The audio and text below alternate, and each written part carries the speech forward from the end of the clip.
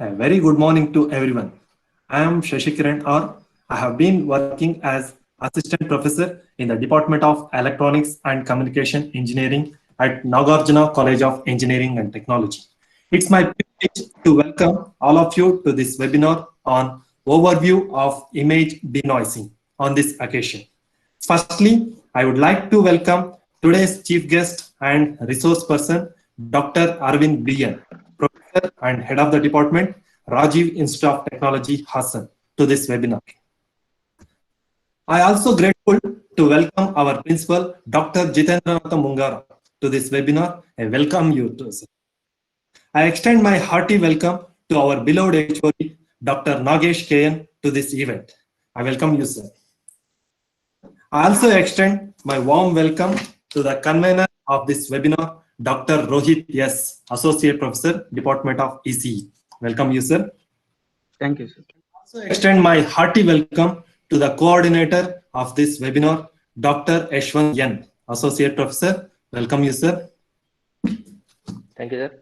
Finally, I would like to welcome all the participants, staff, students on this occasion.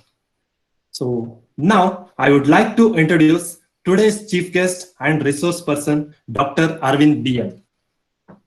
Dr. Arvind BN is currently working as professor and head of the department in Electronics and Communication Engineering at Rajiv Institute of Technology, Hassan. He has over 16 years of teaching and research experience. He obtained his Bachelor of Engineering in ECE from KIT Tiptur, MTech from MCE Hassan, securing third rank in DECS, and PhD in Image Restoration from VTU Belgaum.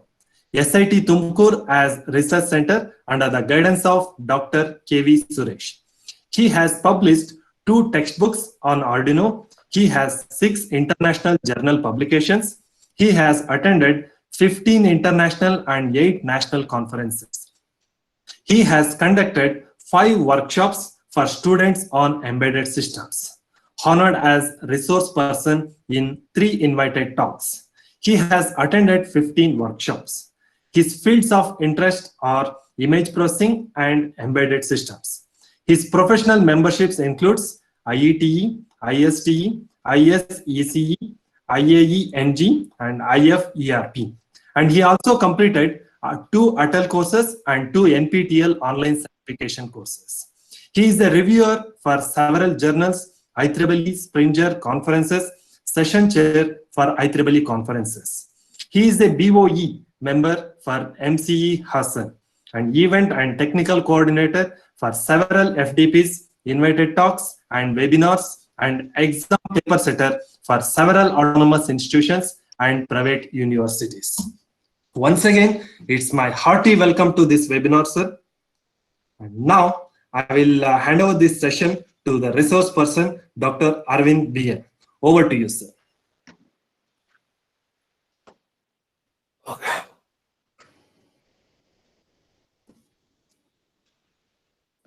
Yashwant, sir, I think you can stop presenting. Sir will start presenting.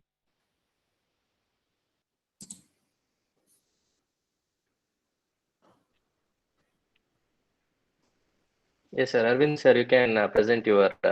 Yeah, just a minute.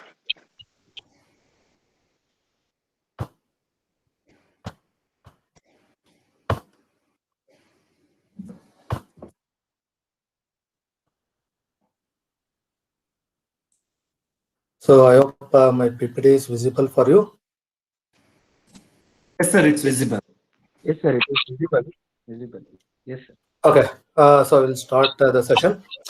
I thank Professor Shashikiran for a good introduction. So good morning to all of you. Today I'm going to have presentation on the topic overview of image denoising. So this is the outline of my presentation. So starting, we are going to have a basic introduction about what is denoising and what are the effects of denoising. Then I'll be presenting a brief literature review on what are all the works done on this image denoising concept. Then there are 2 different types of denoising that we can achieve. The one is spatial domain and one more is in the transform domain. And the next topic will be the combination of both spatial as well as the transform domain. That is what the multi-level denoising. And at the end, I'm just going to list out what are the possible future scope that can be still achieved in image denoising. So let us start with the introduction. Let us have the beginning from the term multimedia. So multimedia has gained a lot of importance nowadays, and this multimedia involves the audio, video, as well as the image. And in this session, our concentration is concerned only with the images. So this image processing involves the extraction of various information depending on the application. So various information extracting from the image stands with, for example, if you consider the medical image, then we are going to identify the tumors or the dislocation of the joints or dislocation of any such concepts, tendons, ligaments, all those things comes under the concepts of image processing. And when it comes to the surveillance, then it involves identification of the license plates and related concepts. So in order to perform all these things, we must have a good quality of the image. So without a good quality of image, the diagnosis will become wrong. Therefore, there is a huge demand for the good quality of the images. And whenever we capture an image, noise or in general, the degradation is always inherent in the image itself. Therefore, we must remove those degradations in order to have further processing. So let us have an example of impact of the noise. So in this session, we are considering only the noise as the degradation. So anyway, I'll just tell you what are the two different types of degradations later. So let us consider an example of an image degraded with the noise and what will be the further effect in the presence of the noise. So we are going to consider two images. So this is the original image, original in the sense this is not going to have any noise component. This is a clean image we are going to consider. And there is one more image, there's a noisy image, the noisy version of the original image. Now to this image, we are going to apply the segmentation process.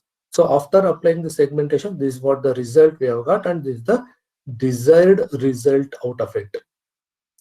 Now in continuation, we are going to have a noisy representation, and we applied the segmentation, and after applying the segmentation, this is what the result we have got. Now we can have a comparison of segmented images. In this comparison itself, we can identify that the one which has segmented out of the noisy image, we have lost certain amount of data. So this is going to hamper the final diagnosis.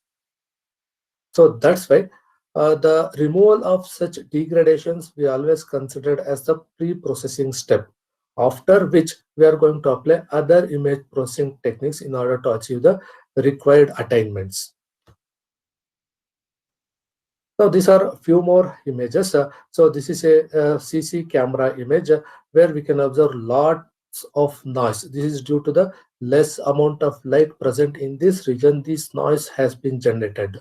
So because of this noise, we are not able to identify the license plate of this vehicle, as well as any person coming opposite to the camera. We cannot identify the face of the person. And what we require out of such images is that thing only, which vehicle has passed over there and which person has passed in those regions. So that's what we require, and we are not able to achieve that directly.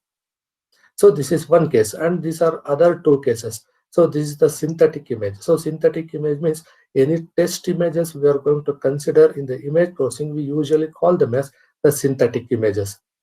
To this image, a noise has been added manually, and this is what the observation now we are having. And this is one more, that's the real image that has been taken in the low light conditions. So for the observation, we can observe certain amount of noise over here, but for human eye, we can clearly recognize this traffic sign.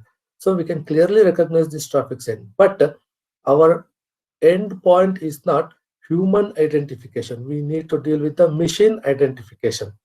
So if the machine is capable of identifying these signs exactly, then it is well and good. Otherwise, we need to perform certain operations like the removal of the degradation, then enhancement, and then we have to identify for the further process. So therefore, the presence of degradations must be eliminated. Now coming to the general image degradation and the restoration model. So X is going to be the original image. So that means a clean image without any degradations. Then this X image is going to degrade with the function H, and then some amount of noise will be added, the noise eta, to generate the degraded image Y. Now this degraded image Y has to be restored back.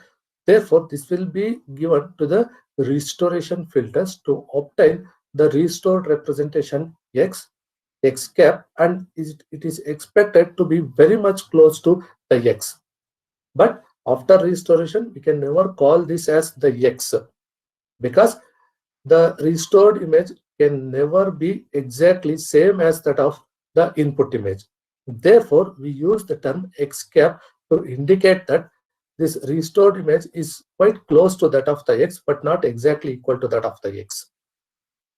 Now, this whole process of degradation can be mathematically represented as Y is equal to X convolved with H plus the noise component eta, where N eta is the noise and H we call it as the blur parameter. And in this complete discussion further, we are going to consider noise is the only degradation present. Therefore, our assumption reduces to Y is equal to X plus eta. So degradation due to blur we are not going to consider. Our consideration is only degradation due to noise. Therefore, the expression reduces to Y is equal to X plus eta. Now coming to various noise models and the reason for those particular noises. So these are based on the probability density functions. So let us have one after the another. The Gaussian noise. So this is due to the poor illumination. Then Rayleigh noise. So this we are going to obtain while modeling the range imaging. So this range imaging is a different kind of imaging technique which will be used to identify the distance by making use of the images. So then Erlang or the gamma noise. So that is due to the laser imaging. Then exponential noise, again this is due to the laser imaging only. So intensity, based on the intensity of the laser, these two noises are generated. Then uniform noise due to the quantization effect, and then impulse or the salt and pepper noise. So these are the black and white pixels present on the image. So these are the various kinds of noise possibilities that can be generated due to these several reasons. And in our further discussion, we are concentrating the complete different types of noises to only one type of noise. That is, we are concising to only the Gaussian type of noise for further discussion. Okay, so coming to the literature review, I'm going to present a brief literature review both in the spatial domain as well as the transform domain. Therefore, so we are broadly divided that into two types. So one is the spatial domain as well as the transform domain, because the application methods are totally going to be different in both of these two. Therefore, we consider the spatial domain and the transform domain. So spatial domain in the sense, so any image, whatever we are observing in its natural form, that's what the spatial domain representation of that. And if any methods going to act directly on the pixels and obtaining the denoising, then we call those methods are doing in the spatial domain methods. The transform domain stands for, we will be having our original data in the spatial domain, apply certain types of the transform, something like Fourier transform, cosine transform, sine transform, wavelet transform, or any transforms like that. Then convert the spatial domain data to the transform domain data. Apply the denoising method in the transform domain data. Again, convert it back to the spatial domain by applying the inverse transform. So that method is involved in transform domain methods. So let us have a view of the different types of works done in both of these two domains. So let us start with the spatial domain denoising. So spatial domain denoising involves the direct manipulation on the pixel value. So as I told you before, so it will be in its natural form, what we can identify as an image. So directly we will be acting on the pixel level so that we can attain the denoising. Now, in order to do this, we must have certain methods, and most of the methods are going to make use of these local neighboring pixels for consideration. And the criteria are local mean as well as the local variance are utilized. So what is the meaning of this local neighborhood? So for example, if you consider an image of size 512 cross 512, so that's the complete size of the image. Within that image, if we are going to consider just 3 cross 3 pixels for the purpose of denoising, then those 3 cross 3 are called the local neighborhoods. They are called the local neighborhoods. So like that, we can consider either 3 cross 3 or 5 cross 5 or 7 cross 7 based on which method we are applying and what is the type of expected result. So based on that, we can consider those smaller area, and those smaller area in the image, we call them as the local neighborhoods.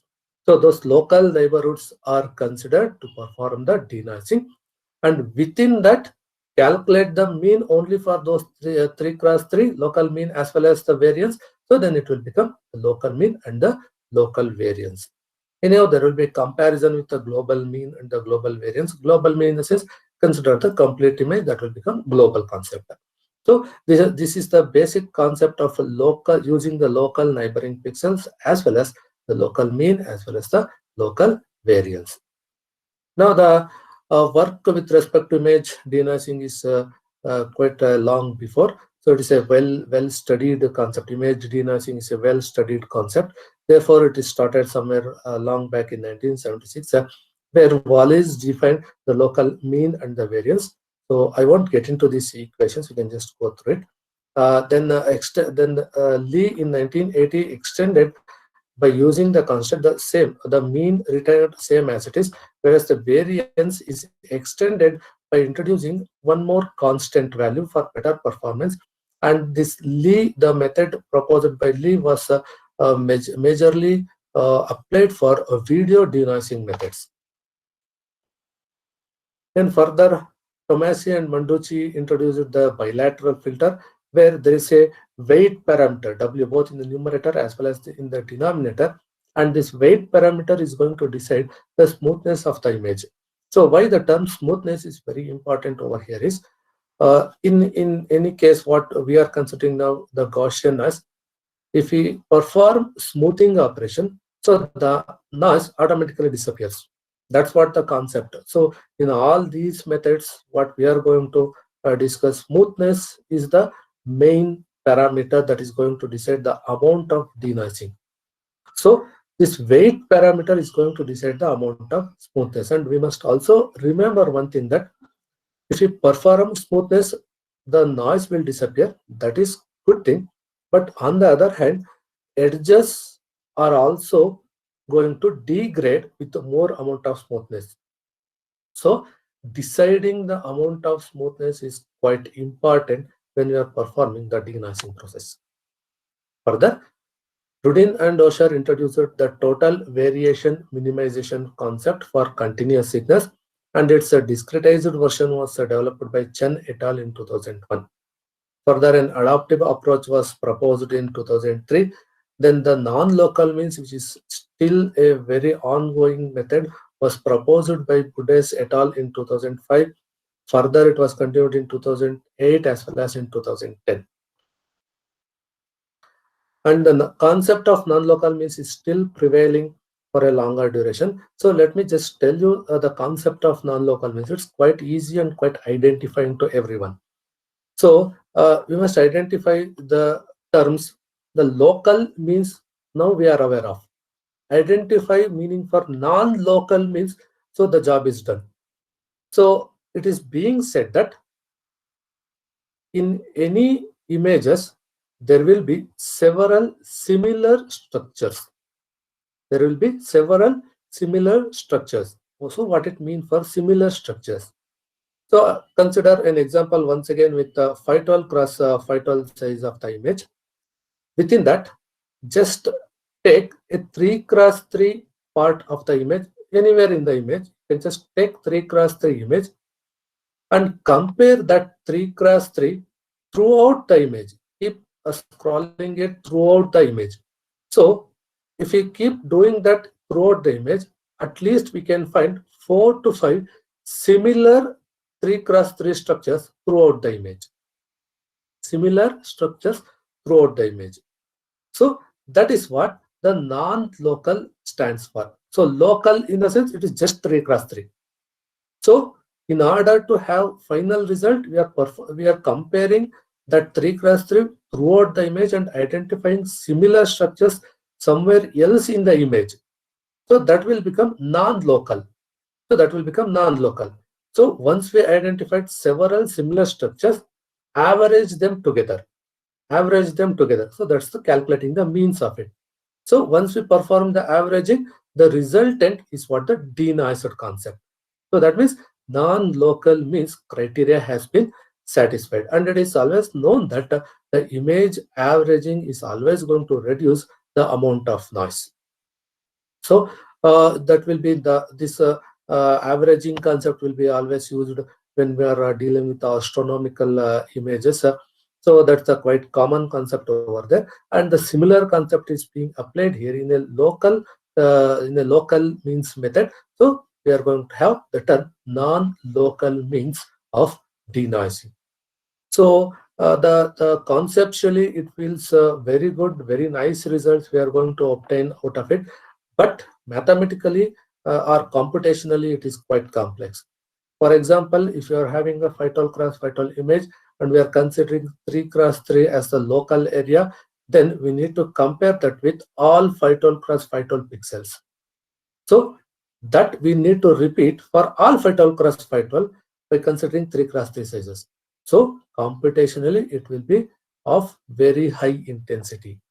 Therefore, whenever this method was developed, it used to take a half an hour or 1 hour to give results for a phytol cross phytol image.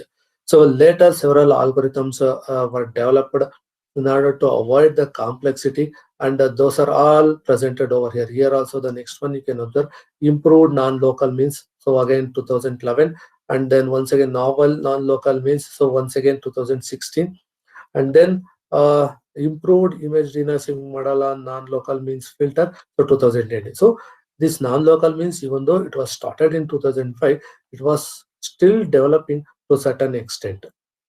By changing or reducing the complexity of the execution, or reducing the complexity of the area being considered for non-local means, they are still developing these concepts.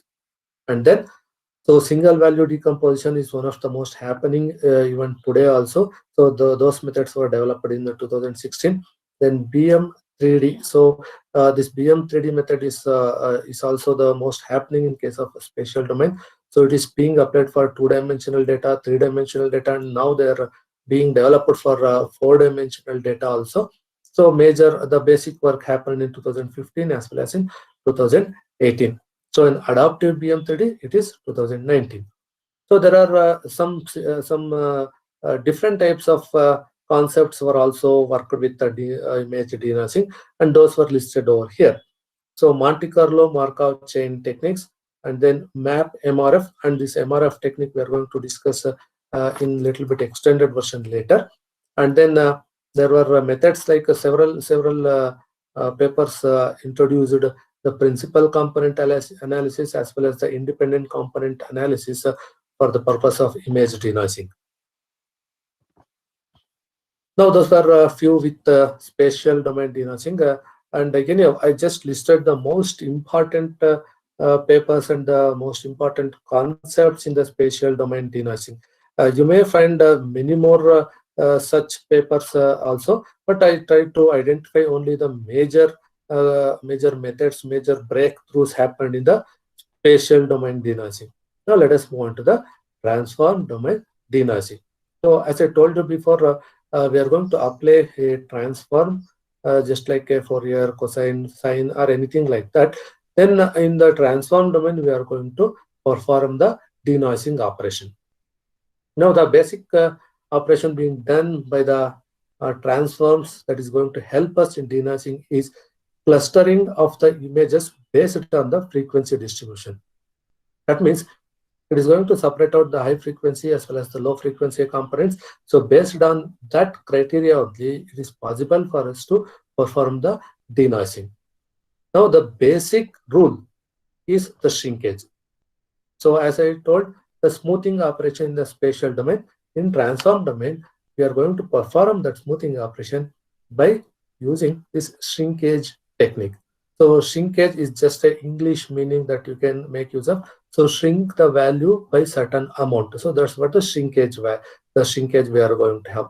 For any transform, the shrinkage concept is going to be applicable. Now for further discussion, we are going to just consider the wavelets for image denoising. Even though there are several methods proposed using discrete Fourier transform, cosine transform, and there are other transforms like curvelets, contourlets. So several methods, several transforms and methods were proposed for denoising. But anyhow, for this particular discussion, we will be limiting ourselves only to the wavelet transform, and in that also particularly only the discrete wavelet transform. Okay, so why wavelets? So 3 points for that. So it is able to separate fine details in the signal. So that's what I told. The high frequency and the low frequency separation is quite possible in any transform. Then time frequency localization is possible. That means at what time, what frequency has occurred. So that's what the time frequency localization. Then the decomposition is mathematically reversible. So this is the most important concept. So faithful reconstruction of a signal in any transform is must and should for us. So without that, the transform we cannot apply for any practical purposes. So wavelet transform is mathematically reversible. So we can make use of this for any application. Okay, now coming to the various methods that were based on the wavelet for denoising method. A pioneering work in this wavelet transform was achieved by Donoho in 1994. He introduced soft and hard thresholding. It is mathematically quite simple. It is represented over here. So for soft thresholding, this is what the expression we are going to have, where W is going to represent the wavelet coefficient. And mathematically, it is quite simple to understand. The modulus of the wavelet coefficient is less than a threshold value. So threshold value we have to define. So if the modulus of wavelet coefficient is less than or equal to threshold value, set that wavelet coefficient to 0. So in case if the modulus of wavelet coefficient is greater than that of the threshold value, then shrink that wavelet coefficient by the value of threshold. So quite simple. When it comes to the hard thresholding, it is still more simpler. If the modulus of wavelet coefficient is less than or equal to threshold, set it equal to 0, same as soft thresholding. Otherwise, keep that wavelet coefficient as it is. Therefore, hard thresholding, we call it as the keep or kill process. That means keep the wavelet coefficient as it is or kill that wavelet coefficient and make it equal to 0. Therefore, it is keep or kill process. Whereas in soft thresholding, we call it as shrink or kill process. It is shrink by certain amount of threshold or the kill process. So these two started as a pioneering methods in the image denoising, and these were applied coefficient by coefficient. That means after applying the wavelet transfer, so they are going to take one coefficient, apply either hard or the soft thresholding on it and store it back to its place. So like that, take one term, then apply and store it back to the original place. So this is being done on term by term or coefficient by coefficient process. These are going to generate something called the ringing artifact. So the ringing artifact, I'll just give you an example. So you can observe this laser pointer over here. In the laser pointer, you can observe the dark region, and in surrounding to the dark region, you can just observe some light region. So that light region, what you are observing, if the same is observed something like in the images, we call that as the ringing artifact. That usually observable wherever the edges are present in the image. So our sudden changes in the gray level is present. Just close to that, we are going to observe. Arvind sir, sorry for the interruption. I think Yeah, your slides yeah, is please. not moving. Uh, Like you said about like a figure. no, that figure. Can you observe this wavelet-based denoising methods? Yes, that's correct. Yeah, Yes. there is no figure. I'm just explaining with the laser pointer location itself. Okay, fine, sir. Thank you. Okay, fine. Okay. In this laser pointer, what you are observing a dark region. Surrounding to that, you are observing a light region. So that light red color region is what the ringing artifact. With respect to any image, if there are edges, or you can consider any sudden change in the gray level areas. So along the side of those edges, we are going to observe these light color patterns. So those we call them as the ringing artifacts. So this soft as well as the hard thresholding used to create those ringing artifacts. So in order to avoid those ringing artifacts and all, translation invariant method was introduced by Kaufman and Donohue. This translation invariant uses the soft thresholding only, but it makes use of multiple images in order to achieve the denoising. So multiple images in the sense, one noisy image will be given to us. We are going to generate several replicas of those images by shifting the rows and the columns. So for example, generate 10 images or the 16 images out of one such image. Then on each image, apply this soft thresholding technique. Then revert that shifting process, and then after denoising, after performing the denoising,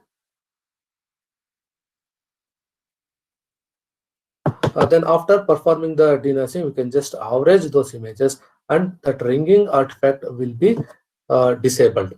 So it is common concept that the averaging is going to give us a certain amount of denoising process also. In that effect, we can just avoid those ringing artifacts.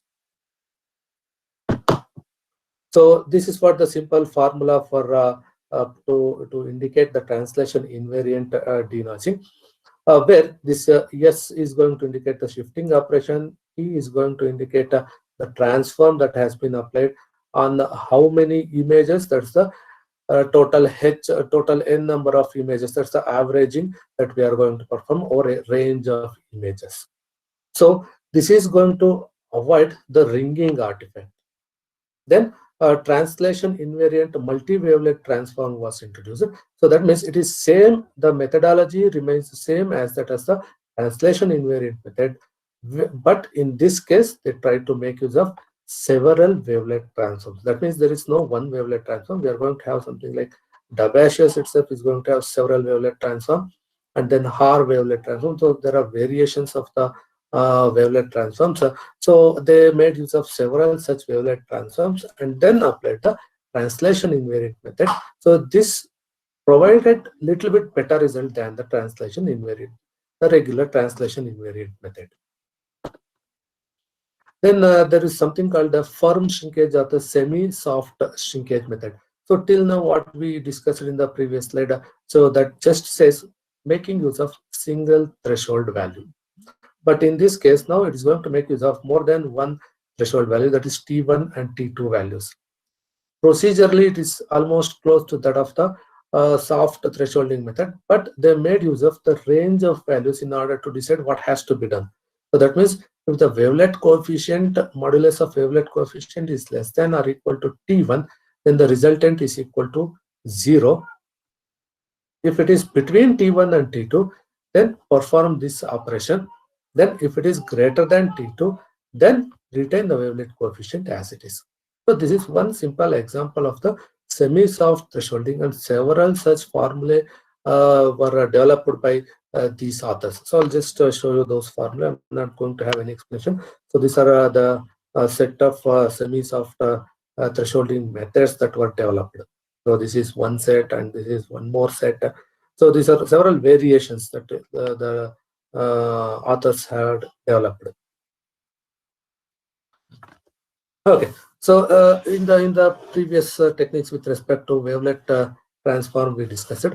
So as I told you before, all of them made use of term by term thresholding. So that means after applying the wavelet transform, take one coefficient, apply the soft or hard thresholding or any other method for that, then store it back to the same place. That means we are not going to consider the effect of the surrounding wavelet coefficients on the current wavelet coefficients to be denoised. That was the concept previously. So each coefficient is treated independently. But it has been identified that the wavelet coefficient which we want to denoise, it is going to have an effect with respect to its surrounding wavelet coefficients. That's what we are going to consider the neighborhood wavelet coefficients. So for this sentence will give you better understanding. Large wavelet coefficients have large valued coefficients at its neighbors. So what it means for? So in the wavelet coefficients, we are going to get a huge number of higher valued wavelet coefficients and a huge number of lower valued wavelet coefficients. If it is a huge valued wavelet or large valued wavelet coefficient we are getting, then if you take one coefficient, then we can observe that surrounding to that wavelet coefficient, for example, in 3x3 we can consider.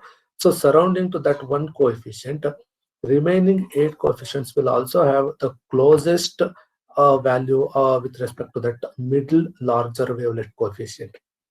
Similarly, if you take a smaller wavelet coefficient value, we will have the similar effect. Surrounding to that smaller coefficient, we are going to have the smaller coefficient values in the wavelet domain. So this is clearly going to indicate that there will be certain effect of surrounding coefficients on the middle coefficient. So this was identified at the later stages, and several methods were developed based on this neighborhood wavelet coefficients. Now these were the certain listings of the work done that made use of the surrounding wavelet coefficients. Okay, so starting with the first one in 2001, so NIBLOCK and NICOF was developed. That was only for one-dimensional data. The same methods were developed by using multi-wavelets for again one-dimensional data, and translation invariant Nye shrink that made use of the neighborhood method, where the term Nye comes, so they make use of the neighborhood methods. So they made use of the neighborhood coefficients and translation invariant together to perform the denoising. And Nye-Shrink Sure, an extended version of this Nye-Shrink was developed called Nye-Shrink Sure, and then the bivariate shrinkage. So from this point, the NIBLOCK till Nye-Shrink Sure, this is an incremental in the quality or the quantitative analysis of the image. Whereas the bivariate shrinkage is totally a different technique where the authors are going to make use of the child-parent relationship. So that means the number of stages that we are going to apply the wavelet transfer, then it is going to create a child-parent concept. If the child is having the noise, then obviously parent is also having the noise, or vice versa. If the parent is having the noise, obviously the child will also have the noise. So this is what the concept that was utilized in the bivariate shrinkage. Okay, so several such are just being listed over here. So artifact denoising, and once again you have to remember that all these are based on the neighborhood methods only. The only variations we find is size of the neighborhood, 3x3, 5x5, or 7x7, like that. The size of the neighborhood we can make we can identify the difference, or how they are going to calculate the threshold value. That's what these two are the only differences that we can identify among all these methods. Some of them are going to identify a constant threshold value. Some of them are going to calculate that in an adaptive manner, and some of them are going to consider 2 stages to identify the threshold value. And there are certain other methods. So based on that, they are going to identify those threshold values. So identification of the threshold value is going to fetch the better results. So based on that only, these all neighborhood based methods are present. And then artifact-free image denoising, then adaptive block matching, transform domain filtering, and then once again, this is the latest concept that I found, not much applied or well studied. That's the I just found that in the medical images that is using the machine learning approaches. So a review paper I found, but it is not still enough convey us better knowledge about the machine learning approaches. But anyway, for a basic purpose, okay, this paper will be okay. So, and almost all the methods that I am discussing, they are very generic in nature. Generic in the sense they are applied on the synthetic or the regular real images, not on medical images. I just took this one paper related to medical images because it discussed about something like machine learning, which was a booming area nowadays. And there were several methods being tried and tested on machine learning techniques, machine learning and the deep learning concepts. And as I told you before, our discussion was limited completely to the wavelet denoising, that too only the discrete wavelet methods. But there are still other methods just to mention over here. We are having in the wavelets itself, we are going to have the complex wavelets, and then the stationary wavelets, and then contourlets, wedgelets, surelets, ridgelets. So these are other transform. So there were also methods based on the discrete cosine transform and also the discrete Fourier transform. For discrete cosine transform, the one good paper is a dual domain denoising. So it makes use of a spatial domain as well as the transform domain to perform the denoising, but it makes use of the discrete cosine transform. So this discrete cosine transform is one of the best real valued transform that we are having. So for that purpose only, previously, very long ago, what we say the JPEG standard for compressing this DCT was used, and with as the time lapsed, wavelet found to be better, so wavelet was involved in the compression technique. Okay, now the issues that we need to deal with, two issues, major issues. One is the creation of the artifacts and smoothing of the edges. So artifacts in the sense, in the hard thresholding, when I provide you the results, there you can observe the artifacts. Artifacts means something like a patch-like structures that we can find, some disturbances in the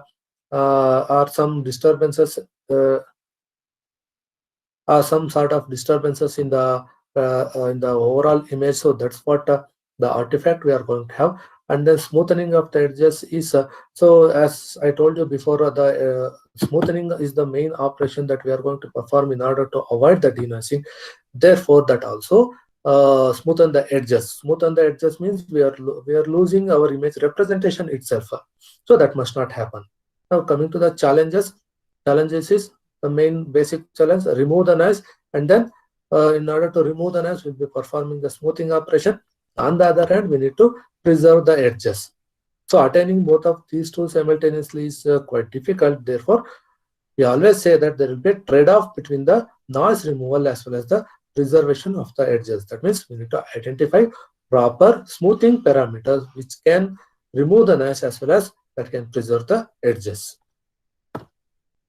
Okay, so further discussion in this, I'm going to discuss a few methods related to the spatial domain as well as the transform domain. In the spatial domain, I'll be discussing one method, that is a discontinuity adaptive MRF model in order to perform denoising. In transform domain, I'll be discussing two methods, quite simple and quite understanding. One is the multi-spinning and one more is the multi-level denoising. So let us start with the spatial domain method. So in the spatial domain denoising, I am going to make use of the MRF, that's a Markov random field method. So let us go through this word and let us understand this concept first. So image denoising is an ill-posed problem. So first we must understand the meaning of this ill-posed problem. What is the meaning of this ill-posed problem? Let us have this diagram in order to understand this concept of ill-posed problem. So here it is being represented that, so y is the degraded representation, and this y can be derived from one of these degradations. One of these inputs after degradation, it may come to y. But for all practical purposes, in case of denoising, we will be given with the representation y, and we need to obtain its original by removing the degradation. But we don't know from where it has been obtained basically. So let us have one simple mathematical example for that. Consider y is equal to 25, a value let us consider for better understanding. So 25 is the value that has been given to us. In how many ways we can get that 25? So 5 square is 25, 20 plus 5 is also 25, 21 plus 4, that is also 25. So that means there are hundreds of ways in which we can obtain the value 25. But which is the actual base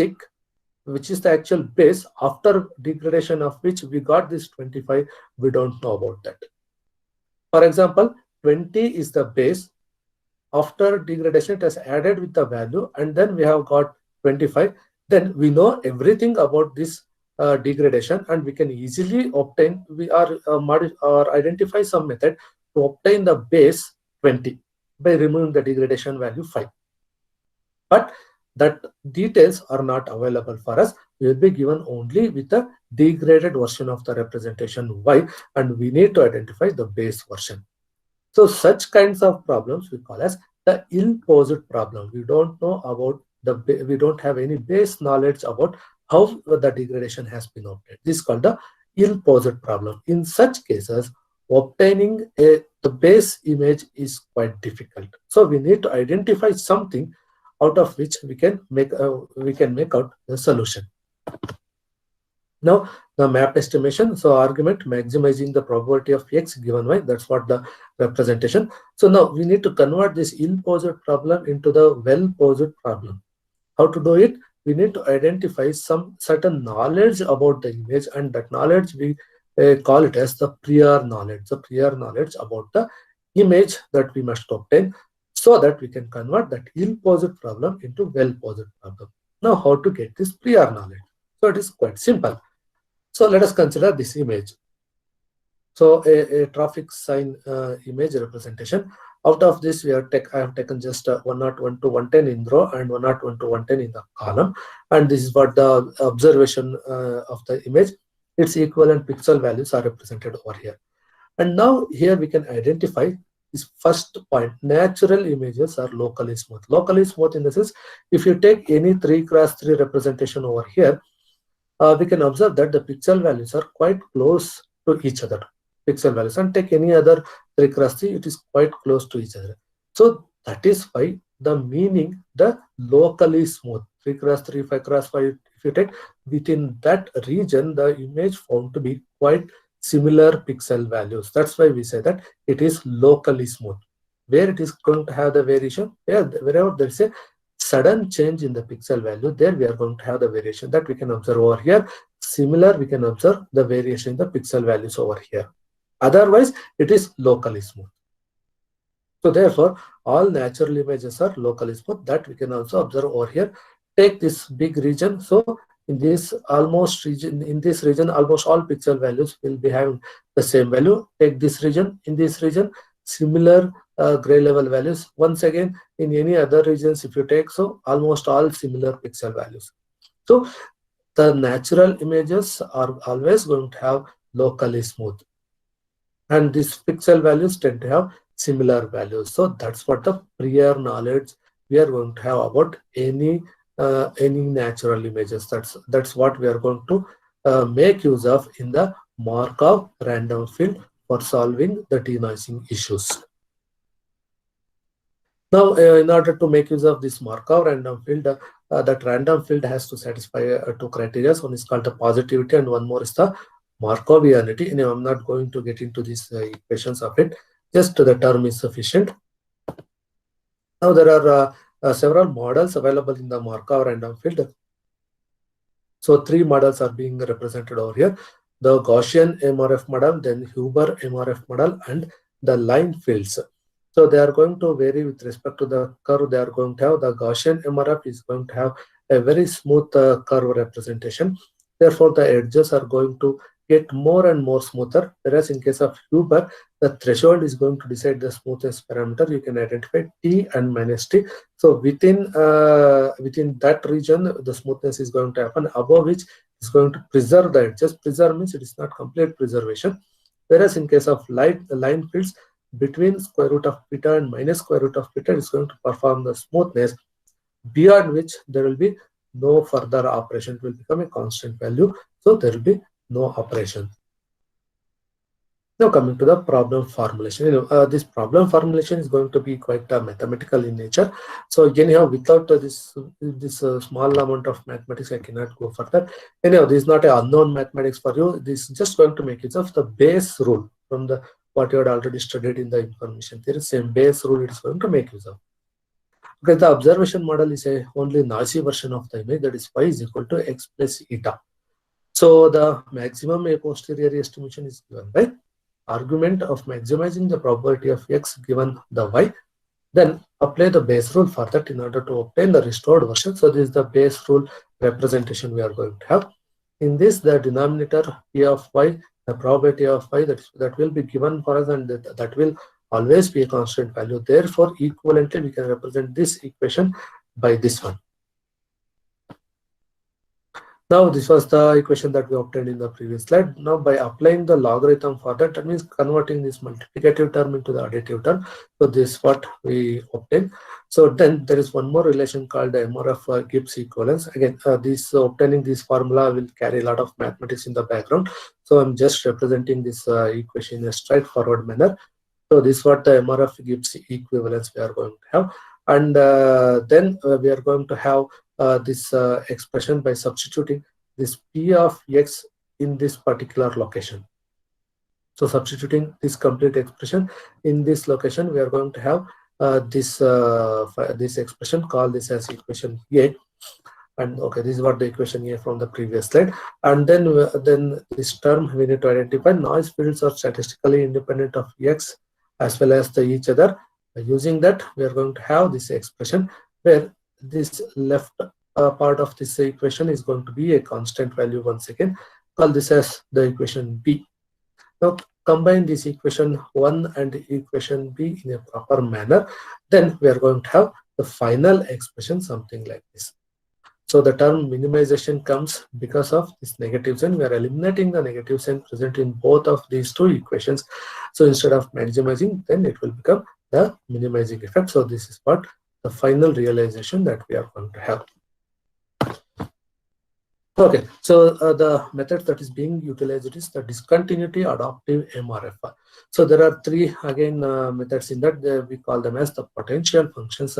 So we call them as DA1, DA2 and the DA3. So these are the corresponding expressions for that potential functions. Based on these expressions, the curve shape is going to vary. So some of them will be quite concentric and some of them will be quite wide. So based on this only we are going to get the final result when we apply it for the images. So graduated non-convexity is being used for optimization. So let us have the flow chart of this working. So start, initialize, then update the count value. So this count value, this particular part clearly indicates that once applied to that noisy image, we are not going to get the result. We are going to follow an iterative method for n number of count values. We cannot even limit the count value also for n number of count values in order to obtain the final result. Now, this is what the iteration process we are going to have. That means each time we are going to upgrade the image to the certain level. That means we are performing denasing and we are trying to move that degraded image towards the original image. So that is achieved like x of n plus 1 is equal to x of n minus mu into gradient. So these parameters will be calculated previously and it will be upgraded in a iterative manner. So after that, increment this iteration value and then so identify. That means we must have certain location to stop this iteration process. Where to stop? When the current image and the previous image difference is less than or equal to certain minimum error, that we are going to decide how much it can be the error. Then we are going to stop the iteration process and we say so denasing process is being done. Otherwise, so update the values and keep iterating in this loop itself. So this is a iterative process, and these are the certain images that were took for the purpose of denasing process: the Lenna, the child image, and the both image. Okay. For performance analysis, we made use of two concepts. One is the peak signal to noise ratio. That's a known concept for you. The formula is given over here. And one more is the mean structural similarity index. So PSNR is going to be a quantitative analysis, whereas this structural similarity index, we consider it as the qualitative method, where it is going to identify the integrity of the image along with the edges in a proper manner. So it makes use of the luminance similarity, then contrast similarity, and the structural similarity, and then finally it is going to give us the result. So this is what the formula for structural similarity index. So at the locations like 5x5 or 7x7, we are going to calculate the structural similarity, and then we average them together to obtain the mean structural similarity, right? Okay, so in this case, I considered Lena image for presentation over here. So noise of 10 I considered. So that is going to possess the PSNR of 28.11 dB. So in this case, we may observe that the quantity of noise is very less. Whenever the quantity of noise is quite less, all methods are going to give us good results. So to indicate that only, I took the noise level quite less. So bilateral filter, so this is what the result we have got, and non-local means this is what the result we have got. You can observe the amount of noise removed, you can just identify by comparison itself. And then Gaussian MRF, and you can also observe the resultant PSNR, then DA1, DA2 as well as DA3. In these results, you can observe all denoised images appears more or less the same.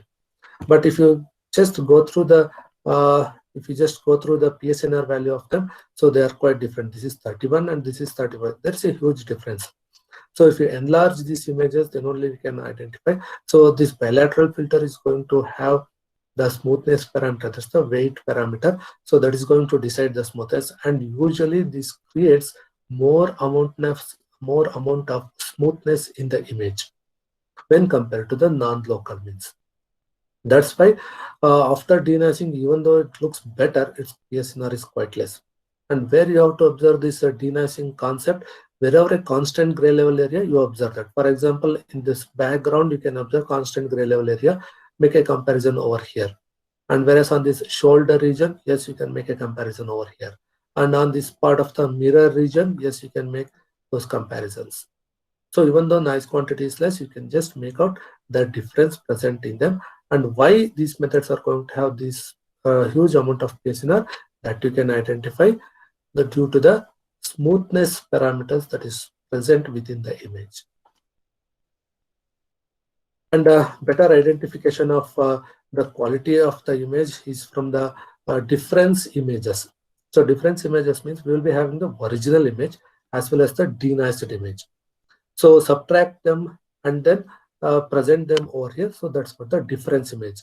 And identification is more visibility of the structural representation of the image is bad representation. That means the more amount of actual data removal has been happened in that particular image.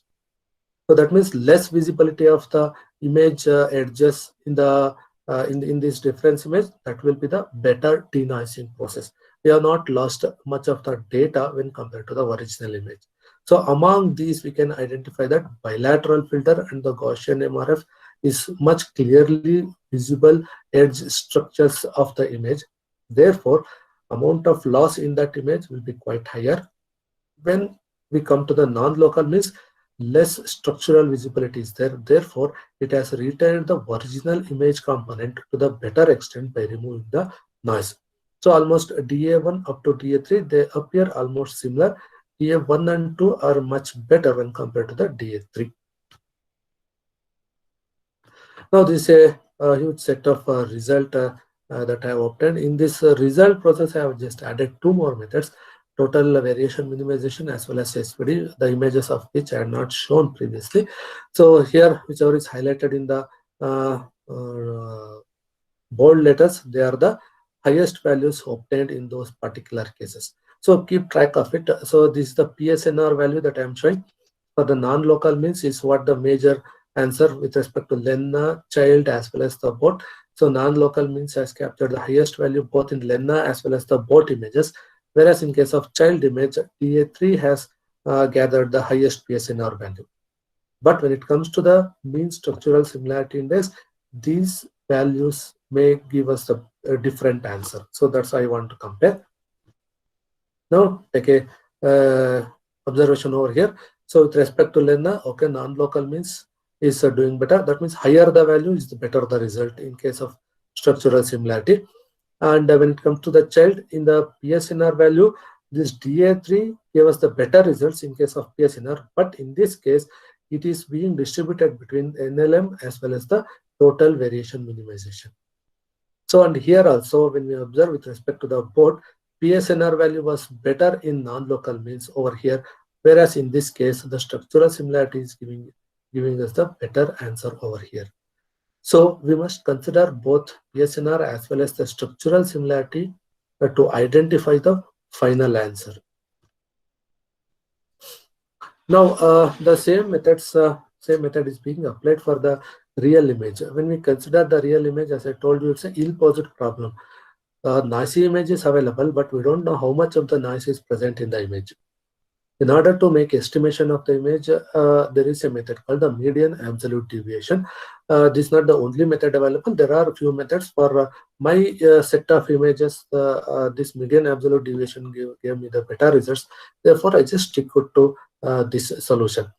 So for that, I need to estimate the noise. In order to estimate the noise, so this is for the formula available. So this is called the median absolute deviation. Here we are going to make use of the HH band of the wavelet transform, and we are going to divide that with this constant value. We will get the noise component, and this was developed basically by Donoho and Johnston.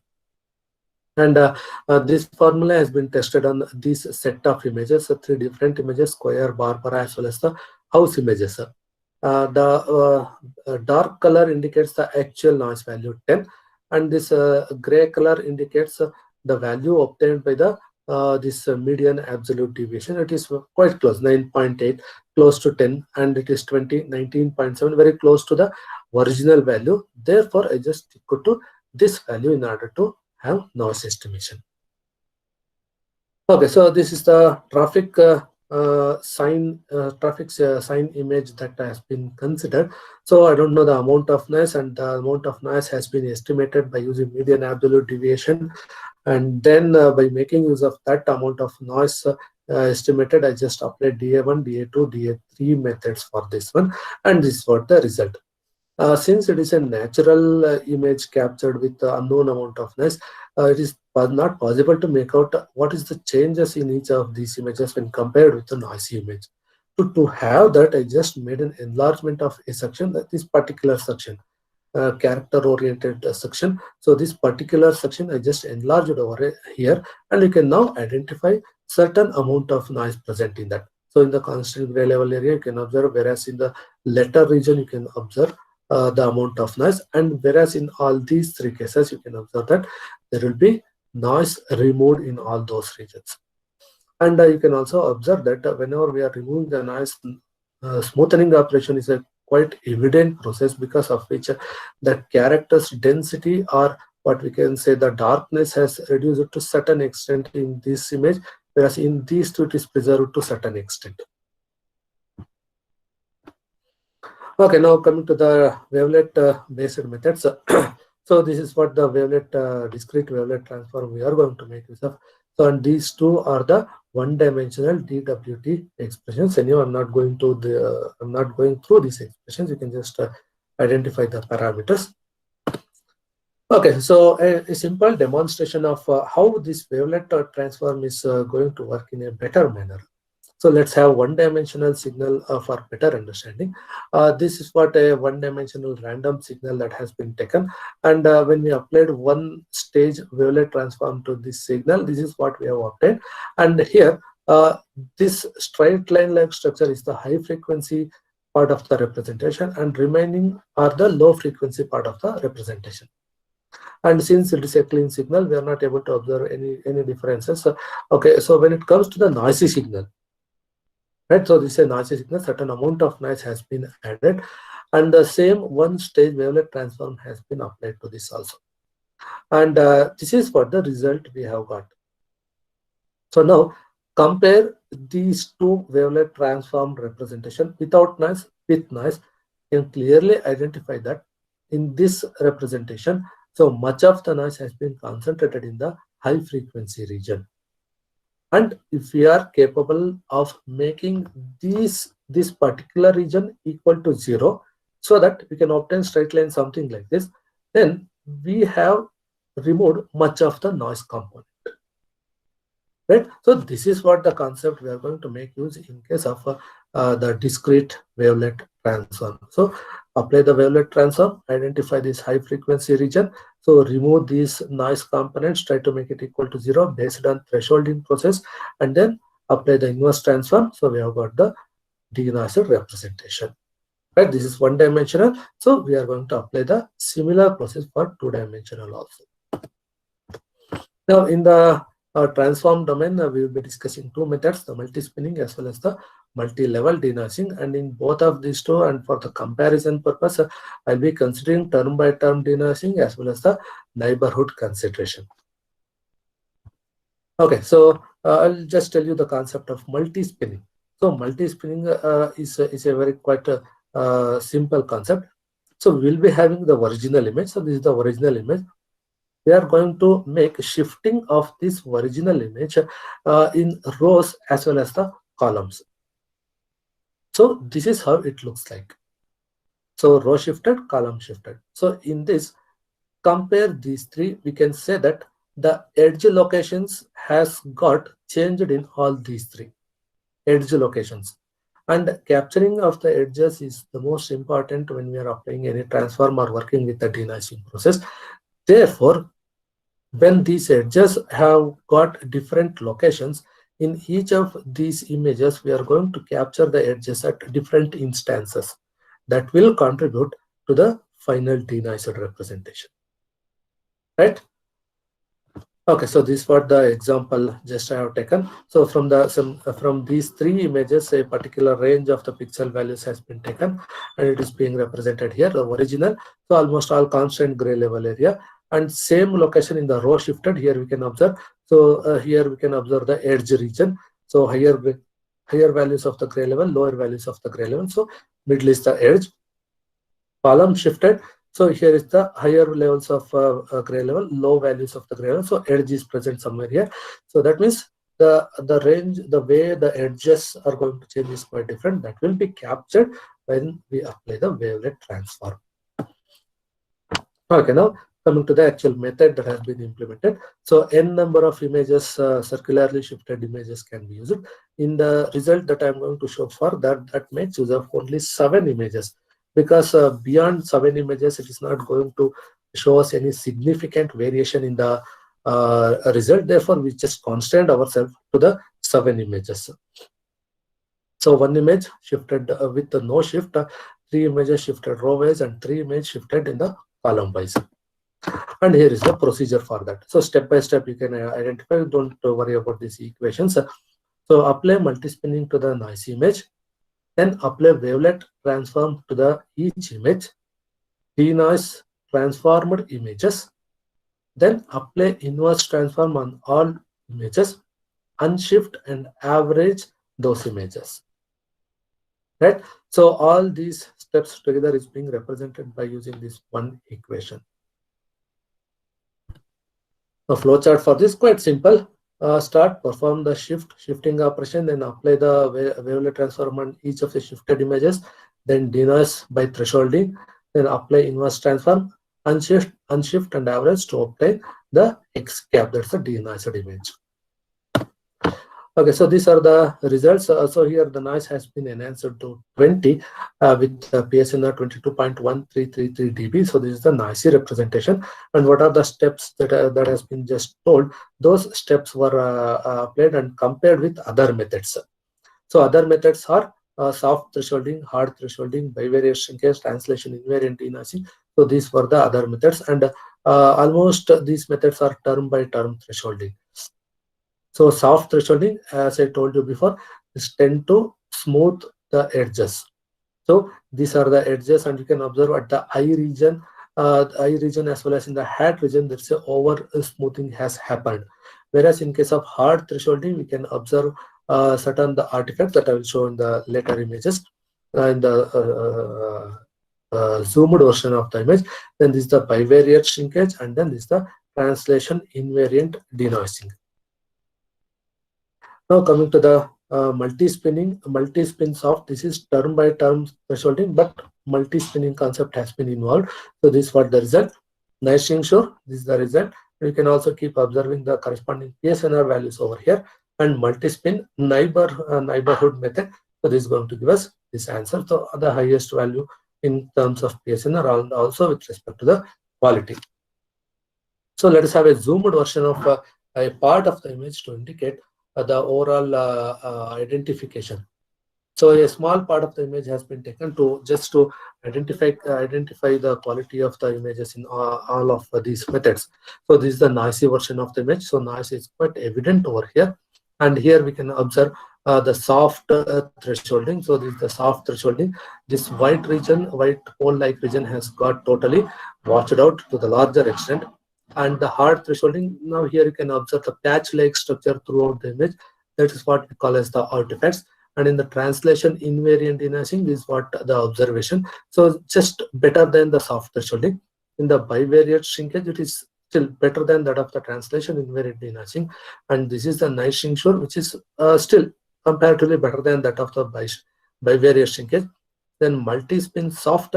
So this is soft thresholding applied on multi-spinning, which shows better result, but we can observe a washing-like effect in the representation. And now, by considering the neighborhood method and multi-spinning, that washing effect has been reduced, and we are going to have the better reconstruction representation. And once again, the difference image is being considered to indicate which one is going to give us the best result. So more visibility of the image representation is the loss of data and the bad quality of representation.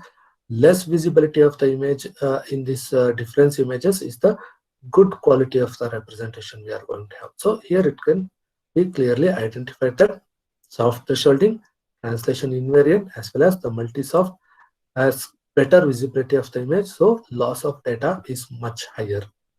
When it comes to the hard thresholding, it's a complete dots present over here. So that means a huge amount of artifacts present in the image. So that's why it is showing white dots throughout the image. So it is still more loss of the information. When compared to that, the Naishing sure as well as the multi-spin neighborhood is going to give us the better results, and next to that is going to give us the bivariate shrinkage. Now this is a huge set of comparison that has been done, and whichever is represented in the bold letter, that is going to that will be the best results among several images. So these are the set of methods that were used for comparison, and these for the images. Lenna, Barbara, Boat, and the 4 images are being given here. Once again, as I told you before, PSNR is not the only answer we must look at. We must also look at the structural similarity. So this is for the structural similarity. So here we can observe that in the PSNR, multi-spin neighborhood was giving us the best result in all the cases, whereas in case of structural similarity, if we take, Naishing sure is also sharing few of the results as the best one. Now the same is being tested by making use of the real images. Once again, the same real image what we took in the spatial domain, and these are the corresponding results. Anyhow, we cannot observe much of the variations because noise is quite less over here, and identification of the noise is once again done by making use of the median absolute deviation. And after enlargement, we can observe some of the noise, and then this is the denoised version. And with these two comparisons, we can say the multi-spin neighborhood is giving us the better denoising effect as well as a better edge reconstruction. Now coming to the multi-level image denoising. So the results we are going to have about here. So this makes use of the stationary wavelet denoising. Just to say that stationary gives us better results than the discrete wavelet. I've just experimented with this one.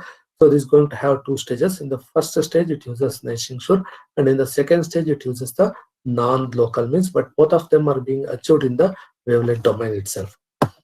And the flowchart is same flowchart as before, but only thing is stationary wavelet transform is being used, and it is a single iteration process. So stationary wavelet, then apply Nash-Shure, then apply NLM to each subband, then perform the inverse transform, and then we are going to get the reconstructed image. And this is what the result.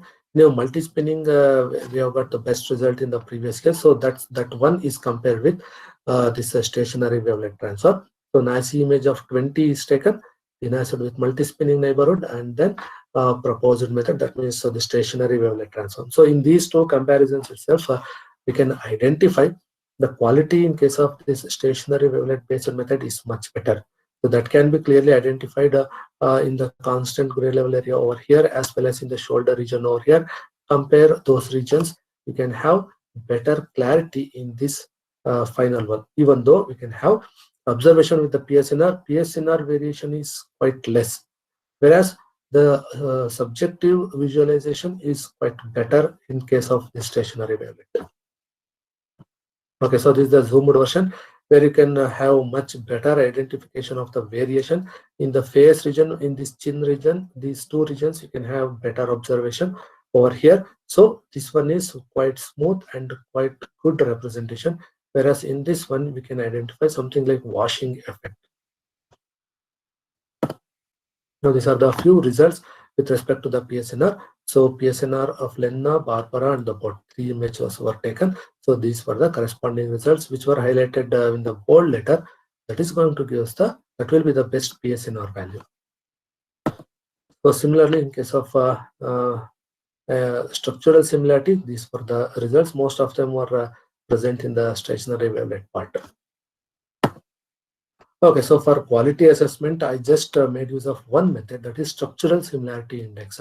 But there were other methods available, that is feature similarity index for image quality assessment, then gradient magnitude similarity deviation, and also universal image quality index.